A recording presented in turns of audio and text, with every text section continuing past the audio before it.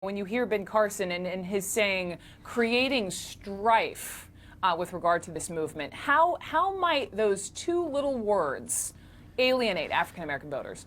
Well, Brooke, I find it a little ironic, I have to say, that the same man who compared the United States to Nazi Germany and said that Obamacare was the worst thing to happen to our country since slavery is now complaining about people creating strife. Listen, you don't have to agree with every statement or tactic of every activist in the very broad Black Lives Matter movement, but we have to agree that they are putting some critical issues on the table. Issues like police brutality and criminal justice reform and implicit bias. We wouldn't be talking about this if it wasn't for Black Lives Matter. And so I don't know if they're creating strife, but they certainly are creating conversation. And I think that's a good thing. Well, what is he doing here, Leah? I mean, I know you wrote a book on this, and you are very knowledgeable about Black Republicans. You say that is a microscopic population of voters, and perhaps Ben Carson isn't going for that vote as much as he is for whom?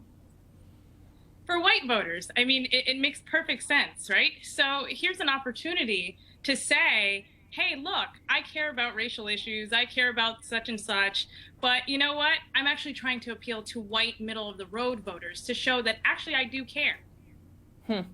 And Josh, to you, there was you talk a lot, you cited this 2011 statistic that was often cited during violent protests in Ferguson, noting that homicide, when you look at a lot of, and we've covered a lot of these, officer-involved shootings of young African-American men, but you go back to this point about black-on-black violence. And what's the point you're trying to make here as we look at this conversation overall? Yeah, well, actually, I think that they're two distinct conversations. We absolutely have to continue to address, every community has to address violence in their own communities. Sure. But what Black Lives Matter is doing is raising these deep issues of race in our country that we've really not paid attention to for a very long time. And I think it's funny, we're fixating on Bernie Sanders getting his microphone snatched or something like that. Yeah, but his national secretary is a Black Lives, activist.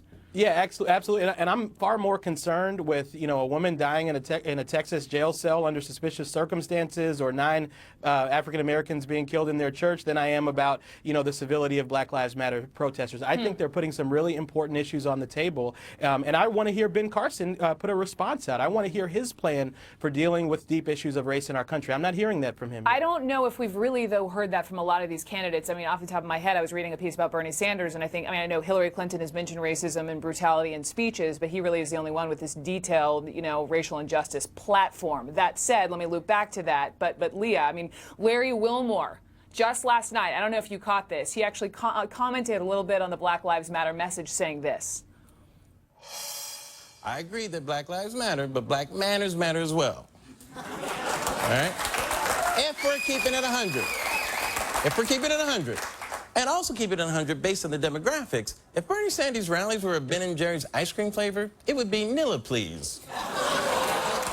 What do you think of that, Leah? So here's the thing. Respectability has gotten us so, where, how far?